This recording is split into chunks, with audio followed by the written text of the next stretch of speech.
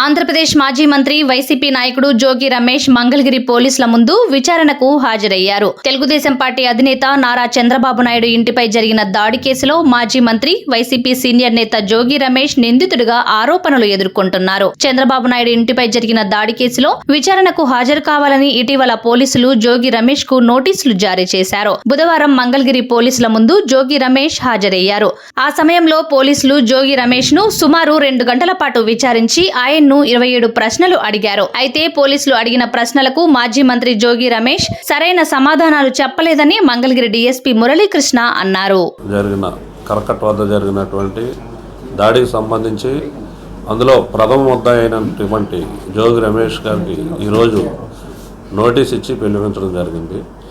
ఇప్పటి వరకు వచ్చిన విచారణలో తేలిన అంశాలను బట్టి, అలాగే సాక్షులు చెప్తున్న సాక్ష్యానికి, గతంలో ఇతను చెప్పినటువంటి సాక్ష్యానికి, అలాగే ఈ కేసులో ఇతర ముద్దాయిలు చెప్పిన సాక్ష్యానికి కొంత పొంతం లేని సమాధానాలు టాలీ అవ్వకపోవడం వలన వాటిని అన్నీ కూడా నోటీస్ ఇచ్చి పిలవడం జరిగింది.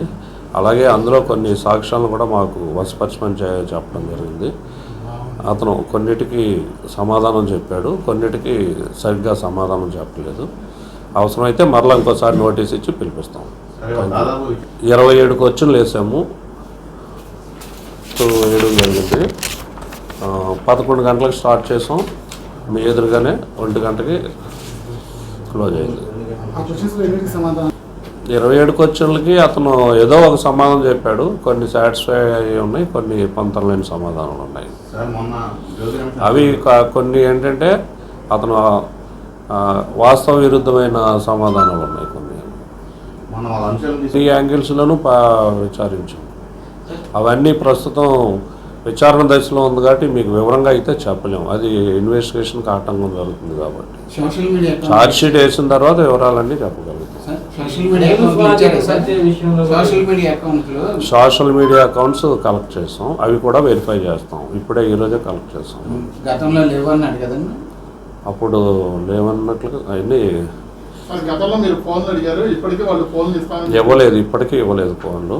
మేము అప్పుడున్న ఆ సిమ్ని ఇవ్వమనే చెప్తున్నాం, దర్యాప్తులో ఆ సిమ్ ఇచ్చి సహకరించమని చెప్తున్నాం. ఈరోజు కూడా అతనికి అడగడం జరిగింది, అతను దాన్ని ఇవ్వలేదు. అదే రికార్డ్స్ అదే కోర్టు ముందు కూడా హాజరుపరుస్తాం. కోర్టు వారు పోలీసు సహకరించమని చెప్పారు. మేము సహకరించడం ఇన్వెస్టిగేషన్లో భాగంగా అప్పుడు వాడినటువంటి సెల్ ఫోన్ను, అలాగే అప్పుడు వాడినటువంటి సిమ్ను కూడా వశపరచమని చెప్పాము. వశపరచవలసిన బాధ్యత వారికి ఉంది, ఇన్వెస్టిగేషన్కి సహకరించవలసిన బాధ్యత వారికి ఉంది. అతను 4 సార్లు వచ్చాడు, నా దగ్గరే 3 సార్లు కదా, మేమే 3 సార్లు పిలిచాము. నా ముందు డిఎస్పీ గారు పిలిచారు. కొన్ని సమాధానాలు టాలీ అవుతున్నాయి, కొన్ని సమాధానాలు టాలీ అవ్వట్లేదు. అందువల్లనే మిగిలిన సాక్షులను కూడా మళ్ళీ దానికి కనెక్టింగ్ ఎవిడెన్స్ ఏముందనేది పరిశీలన చేస్తాం. సుప్రీంకోర్టులో జరుగుతుంది, దానికి సంబంధించి కౌంటర్ అఫిడవిట్ కూడా వేస్తాం మేము దాని మీద. ఇప్పటి వరకు 8 మొబైల్స్ స్వాధీనం చేసుకున్నాం, 4 పాస్పోర్ట్లు స్వాధీనం చేసుకున్నాం. 1 పాస్పోర్ట్ ఉంది కానీ జోగి రమేష్ గారిది, అది ఇన్వాలిడ్ పాస్పోర్ట్. 5 పాస్పోర్ట్లు మా దగ్గర స్వాధీనమైంది. పాస్పోర్ట్ ఉండడానికి ఛాన్స్ లేదు, ఎందుకంటే ఇంకో పాస్పోర్ట్ ఉంటే తీసేసుకుంటారు. ఇది ఒరిజినలే బట్ ఇన్వాలిడ్. డెడ్ లైన్ ఏముండదు, లేదు.